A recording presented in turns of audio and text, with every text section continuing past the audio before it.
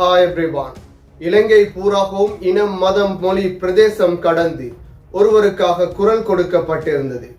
முகமது ருஷ்தியின் விடுதலைக்காகவே இலங்கை பூராகவும் அரசியல் செயற்பாடுகள் கடந்து மொழி கடந்து குரல் கொடுக்கப்பட்டது.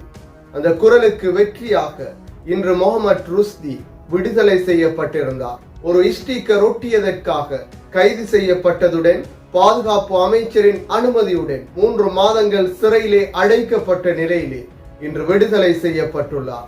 இது தொடர்பாக பார்ப்பதற்கு முன்னர் தனியொருமை யூடியூப் சேனலை சப்ஸ்கிரைப் செய்யாதவர்கள் சப்ஸ்கிரைப் செய்து உங்கள் ஆதரவை வழங்குங்கள்.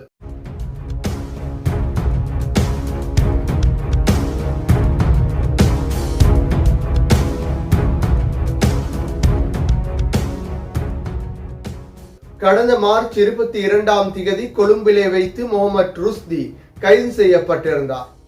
ஒரு ஸ்டிக்கர் ஒட்டியதற்காக வர்த்தக வளாகத்தில் வைத்து இவர் கைது செய்யப்பட்டிருந்தார். இலங்கையில் நடந்த அநீதியான கைதாகவே இது காணப்பட்டது. இந்த கைதின் பின்னர் மார்ச் 25 பாதுகாப்பு அமைச்சரின் அனுமதியுடன் 3 மாதங்கள் தடுத்து வைப்பதற்கான அனுமதி பெறப்பட்டிருந்தது. இந்த நிலையில் 22 வயதுகளையுடைய முகமது ருஷ்திக்கு ஆதரவாக இலங்கை பூராகவும் மொழி பிரதேசம் இனம் கடந்து அனைவராலும் குரல் கொடுக்கப்பட்டது. முகமது ருஷ்தி உடனடியாக விடுதலை செய்யப்பட வேண்டும் என்ற குரலே இலங்கை பூராகவும் ஒலித்திருந்தது. மனித உரிமை ஆணைக்குழு வரைக்கும் இவருக்கான ஆதரவு குரல்கள் எழுப்பப்பட்டது. அதற்கு அமைய தற்போது தேர்தல் காலமாகவும் இருக்கும் நிலையில் அரசாங்கத்திற்கு மிக பெரும் பின்னடைவை இந்த கைது ஏற்படுத்தும் என்ற வகையிலும் அதே போன்று முஸ்லிம்களின் மிக பெரும் எதிர்ப்புகள் இலங்கை பூராகவும் ஆளும் தரப்பிற்கு ஏற்படும் என்ற வகையிலும் அரசு தரப்பும் இது தொடர்பாக சிந்தித்திருந்தது. இதன் அடிப்படையிலே இன்று அதனகல நீதிமன்றத்திலே முன்னிலைப்படுத்தப்பட்ட நிலையில் முகமது ருஷ்தி விடுதலையும் செய்யப்பட்டிருந்தார். இலங்கையின் சுற்றுலாத்துறை பாதிப்படையும் அதற்காகவே இந்த கைதுகள் இடம்பெற்றது என்ற காது குத்தும் தகவல்களையும் அரசாங்கம் வழங்கியிருந்தது. அதே போன்று ஜம்மியத்துல் உலமா சபையையும் அரசாங்கம் கோர்த்து விட்டிருந்தது. ஜம்மியத்துல் உலமா சபையின் முன்னிலைப்படுத்தப்பட்ட நிலையிலே முகமது ருஷ்தி இவ்வாறு 90 நாட்கள் தடுத்து வைக்கப்பட்டுள்ளதாகவும் கூறியிருந்தனர். என்றாலும் இவை அனைத்து மக்களை ஏமாற்றும் கதைகளாகவே காணப்பட்டது. அதற்கு அமையவே இலங்கை பூராகவும் முகமது ருஷ்திக்கான ஆதரவு அலைகள் அரசியல் மட்டத்திலும் அதிகாரிகளும் அதே போன்று மனித உரிமை ஆர்வலர்கள் என அனைவராலும் குரல் கொடுக்கப்பட்ட ஒருவராக முகமது ருஷ்தி காணப்பட்டிருந்தார்.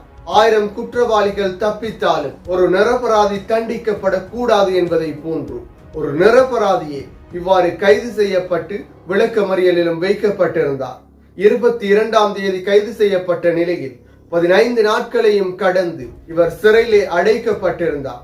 இந்த நிலையிலே இவர் விடுதலை செய்யப்பட்டிருந்தார். எனவே ஒவ்வொருவருக்கும் குரல் கொடுப்பதற்கான பேசுவதற்கான சுதந்திரம் வழங்கப்பட்டுள்ளது.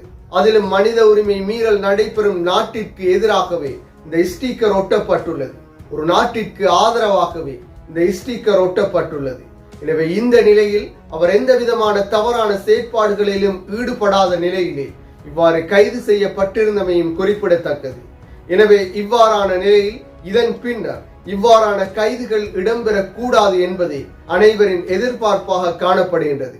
முகமது ருஷ்தியுடன் இவ்வாறான கைதுகள் முடிவுக்கு கொண்டு வரப்பட வேண்டும். இதன் பின்னர் ஒருவரும் இவ்வாறு கைது செய்யப்படவும் கூடாது. இவ்வாறான செயற்பாடுகளிலே அரசாங்கம் ஈடுபடவும் கூடாது. எனவே அரசாங்கம் இனவாத செயற்பாடுகளுக்கு எதிராக செயற்படுவதை போன்று சிறுபான்மை இனத்தின் உணர்வுகளையும் புரிந்து நடக்க வேண்டும். மீண்டும் ஒரு வீடியோ பதிவில் சந்திக்கும் வரை தனியொருமை யூடியூப் சேனலை சப்ஸ்கிரைப் செய்யாதவர்கள் சப்ஸ்கிரைப் செய்து உங்கள் ஆதரவை வழங்குங்கள்.